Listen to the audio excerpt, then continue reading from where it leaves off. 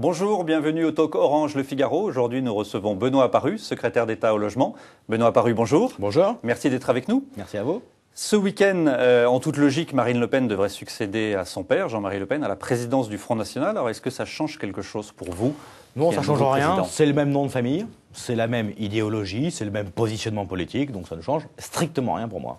Alors pour vous, ça ne change rien, mais pour les sympathisants UMP, visiblement, il y a un petit changement, puisque selon une étude, 43% d'entre eux disent souhaiter une entente avec le Front National, oui. À partir du moment où ce serait Marine Le Pen la présidente. Vous aviez un autre sondage disant que le changement de Jean-Marie en Marine ne changeait strictement rien non plus, qui est sorti, je crois, à peu près le même jour. Donc toutes les enquêtes d'opinion de ce point de vue-là vont dire tout et son contraire. Moi, je constate une chose. Sur mon terrain, à Châlons-en-Champagne, quand je discute avec mes militants, le changement de personnalité à la tête du Front National ne change strictement rien au positionnement sur le terrain des militants. C'est ça l'essentiel. En revanche, on avait entendu certains élus de l'UMP qui avaient réclamé la possibilité d'une alliance entre le Front National et l'UMP. Vous, qu'est-ce que vous dites? Juste un point. Il y a un élu de l'UMP, un député. Sur combien? Christian Vanneste. Voilà, sur 350. Ça veut dire qu'il fait 0,3% de l'UMP. Donc c'est évidemment pas une position générale. Officielle de l'UMP, oui. Officielle de l'UMP, bien évidemment que non. Pour moi, il n'y a pas de débat sur le sujet. Il n'y en a jamais eu depuis 30 ans. Arrêtons de nous reposer la question tous les 5 minutes pour savoir si alliance, pas alliance. Non, il n'y aura pas d'alliance avec le Front National. D'accord. À propos de l'UMP, hier, vous avez relancé votre club, le Club 89, en lançant autour d'un débat sur le principe de précaution. Alors après les 35 heures qui ont été lancées par Jean-François Copé en décembre, l'emploi à vie des fonctionnaires lancé par Christian Jacob au début de l'année, ça veut dire que tous les débats sont ouverts, tout est sur la table, on peut tout remettre en question? Mais je crois que la principale force d'un parti politique ou de club politique, c'est quoi? C'est de lancer des débats. On est là pour ça. C'est quelque part notre métier, notre fonction de se dire comment on envisage les 10 ans, les 15 ans, les 20 ans qui viennent. Donc qu'on se pose toutes ces questions me paraît naturel, me paraît sain, et je préfère qu'on ait ces débats-là à droite, au sein de la grande famille présidentielle, plutôt qu'ailleurs, et je préfère clairement qu'on occupe le débat public, le débat public et qu'on se pose un certain nombre de questions qui sont justes, qui sont normales. Derrière, je suis membre du gouvernement et je suis totalement solidaire du gouvernement. Et on a 18 mois de travail devant nous.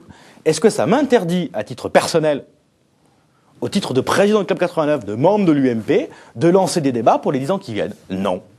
Ce qui fait notre force, c'est justement cette capacité aujourd'hui, et c'est pas facile, hein, j'entends bien. À ouvrir des débats qui ont pu être tranchés depuis 3 ans par exemple, si on prend les 35 heures, par la loi de 2008. Là encore, je pense que les 35 heures, c'est fini. Je pense qu'il n'y a plus de 35 heures en France. Donc il n'y a pas forcément. Il y a une question qui se pose sur le financement du travail, sur le coût du travail en France. Cette question-là, elle est ouverte et on doit continuer à la traiter. Mais au nom de quoi va-t-on s'interdire d'ouvrir des débats? À partir du moment où on sait les cadrer, à partir du moment où ça ne part pas dans tous les sens, et à partir du moment où on accepte les positions des uns et des autres. Moi, ce qui me désole, c'est plutôt la gauche, qui n'a pas l'ombre du début d'un instant la capacité d'ouvrir des débats, et quand un type, Manuel Valls en l'occurrence en ouvre un, il est excommunié dans les 3 minutes. Ah non, interdiction d'en parler. Non.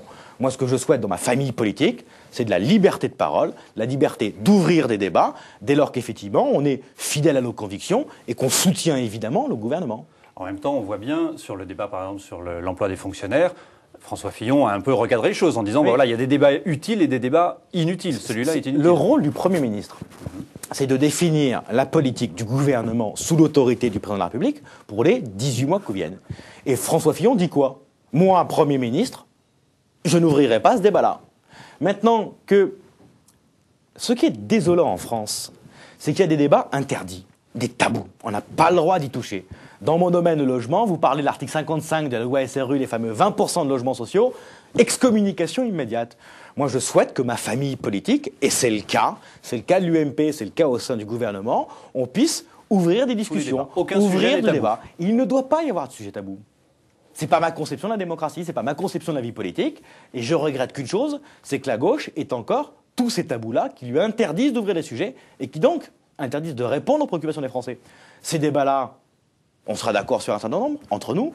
Il y en a d'autres où on n'aura pas de position, parce qu'effectivement, il y aura des désaccords. C'est pas grave, c'est pas le drame du siècle. Et on continue d'avancer quand même, parce que le débat, il se passe chez nous, il se passe à droite, et c'est nous qui organisons ce débat public est essentiel pour la préparation de la présidentielle. Les premiers pas de Jean-François Copé à l'UMP, si on regarde parmi les gens qu'il a remplacés, Ramayad est parti, Jean-Louis Borloo est parti de l'exécutif, le porte-parole Dominique Paillet a été remercié. On entend déjà des critiques sur dire au fond, il ne rassemble pas et il se ressent sur son clan. C'est l'impression que vous avez? Non, absolument pas. Il n'y a pas de question de clan à avoir. Vous avez un nouveau secrétaire général du parti. Il fait une nouvelle équipe. C'est normal. Si vous vous contentez de dire « Allez, je prends un secrétaire général qui s'appelait Xavier Bertrand, qui a bien fait son boulot. Je le remplace par un Jean-François Copé qui va préparer la présidentielle. Mais je ne change rien. » Au fond, ça change à quoi? Ça sert à quoi? C'est ce qu'avait fait Nicolas Sarkozy quand il entre à l'UMP. Il n'entre pas tout à fait dans la même configuration. Oui, mais il garde les gens qui sont en place. Mais il garde un certain nombre de gens qui sont en place. Il a changé le cabinet, il a changé la direction générale, en partie. Il a changé un certain nombre de personnes. Il en a gardé certains, changé d'autres. Et vous verrez que dans l'équipe de Jean-François Copé, il y aura des nouveaux, qui auront des nouveaux postes, des nouvelles fonctions, parce qu'ils ont un nouvel appétit, et c'est normal. Et puis vous aurez des gens qui garderont leurs fonctions. Édouard Courtial s'occupe des fédérations, mais il continue à s'en occuper.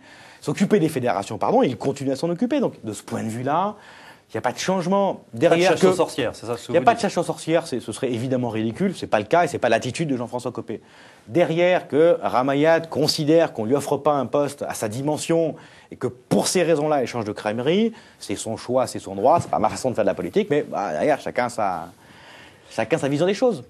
Le bureau politique, visiblement, a été quand même assez tendu. Un certain nombre de membres de ce bureau politique ont fait entendre des voix un peu discordantes. Je pense à Laurent Wauquiez qui se dit sur les débats, il ne faudrait pas que ça se résume à des thèmes ultra-libéraux. C'est une crainte que vous avez, vous aussi, que vous dites qu'il n'y a pas de tabou, mais... J'ai pas cette crainte-là, là encore. Un bureau politique, il sert à quoi? Si c'est pour se faire de la langue de bois, en se disant tout va bien, c'est merveilleux, il n'y a pas de débat tactique entre nous, et puis on se contente de dire c'est super, bravo, continuez comme ça sert à rien.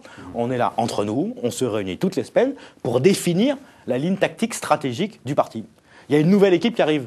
Donc il y a évidemment un positionnement qui est nouveau. Et il faut trouver le bon positionnement avec tout le monde. Moi, je n'ai pas d'inquiétude sur le fait qu'on marchera sur deux jambes. Qu'est-ce que j'essaie de faire, par exemple, moi, au Club 89? On a ouvert un chantier sur un an, et on va faire 8 débats sur le même fil rouge, qui est de dire... On sent qu'il y a un besoin de sécurité nouvelle, sécurité au pluriel pour les Français, qu'il y a un besoin de protection face à des inquiétudes et à des risques nouveaux, sanitaires, alimentaires, terrorisme, bref, toute une série de risques nouveaux. Mais si on se contente de faire de la protection, on sera dans le conservatisme. Donc il ne faut surtout pas faire ça. Il faut faire ça, mais parallèlement se dire également qu'il y a un besoin d'expression de liberté nouvelle, de création nouvelle, de liberté religieuse, de liberté familiale, en matière de création d'emplois, de création d'entreprises, qu'il y a des besoins d'expression de liberté. Il faut trouver l'équilibre. Et notre formation politique, elle doit trouver également cet équilibre-là. Et j'ai aucun doute sur notre capacité à le faire. En même temps, on peut se demander à quoi servent tous vos travaux. Quand on entend ce que dit Nathalie Kosciusko-Morizet ce matin dans le Figaro, au fond, elle dit c'est Sarkozy qui fera le projet en 2012. Donc ça veut dire que ce que vous faites vous, ce que fait Bruno Le Maire qui est en charge du projet pour l'UMP, ça servira à rien? On peut toujours regarder par ce type de petites lorgnettes-là. Essayer d'opposer les uns et les autres, ça amuse tout le monde. Qu'est-ce qu'elle dit, Nathalie Kosciusko-Morizet? C'est Sarkozy qui fera le projet. Bah oui. Les institutions de la Ve République, jusqu'à preuve du contraire, c'est le président, enfin c'est le candidat, mais donc, quel qu'il soit, Nicolas Sarkozy, un projet. Au nom de... Enfin, je trouve cette théorie absurde. Bien évidemment que dans le cadre des institutions de la Ve République, c'est le candidat qui définit son projet. C'est lui qui porte une ambition et qui porte un projet et qui demande aux Français d'y adhérer ou pas. Donc il fait son projet. Maintenant qu'un parti politique débatte d'idées, lance des sujets, lance des débats, propose des choses et apporte en gros une espèce de plateforme au président ou au candidat pour que il s'en inspire ou pas, c'est son choix. Nous, on doit travailler pour une plateforme pour les élections législatives. On doit évidemment préparer les présidentielles. On doit occuper le terrain du débat en 2011. Ensuite, le président, début 2012, fera ses choix et présentera son projet aux Français. C'est la logique même des institutions de la Ve République. Martine Aubry a présenté ses vœux à la presse ce matin. Je vous propose de l'écouter. Nous sommes déjà au rendez-vous. Partout où nous sommes en responsabilité, dans nos communes, nos métropoles, nos départements, nos régions. Et puis... nous le serons. Nous le serons pour porter l'alternative en 2012. Je le dis avec force, mais la force peut être tranquille, on le sait. Nous préparons 2012 pour gagner, pour gouverner, pour transformer profondément notre pays. Les socialistes sont prêts et le changement est proche. Les socialistes sont prêts, selon Martine Aubry. Ça vous inquiète? Ça veut dire que l'alternance est en cours? Bah, au moins, elle semble optimiste. Elle nous dit que les socialistes sont prêts. Elle nous dit que ils sont prêts pour la France. On est prêt pour la France. J'ai le sentiment qu'il y a des candidats qui sont prêts à partir pour eux-mêmes, mais que le projet, pour l'instant, les idées et les débats, j'en vois pas beaucoup. Ce qui me désole, mais c'est leur problème et je vais pas m'en plaindre, hein, mais ce qui me désole pour le pays, quelque part, c'est que moi, je préfère un combat projet contre projet, idée contre idée, et non pas un systématisme sur vous êtes les méchants et tout ce que vous faites, c'est pas bien. Et les propositions du PS, je les attends encore. Les projets du PS, les débats du PS, je les attends encore. Michel Sapin était à votre place hier. Il vous a posé une question. Je vous propose de l'écouter. Une question simple qui concerne aussi bien le logement que la fiscalité, que bien d'autres domaines de l'action gouvernementale.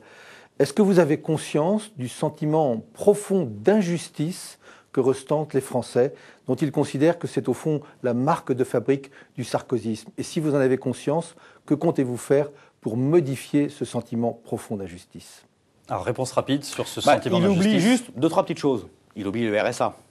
Il oublie l'augmentation de 25% de tous les minima sociaux en France.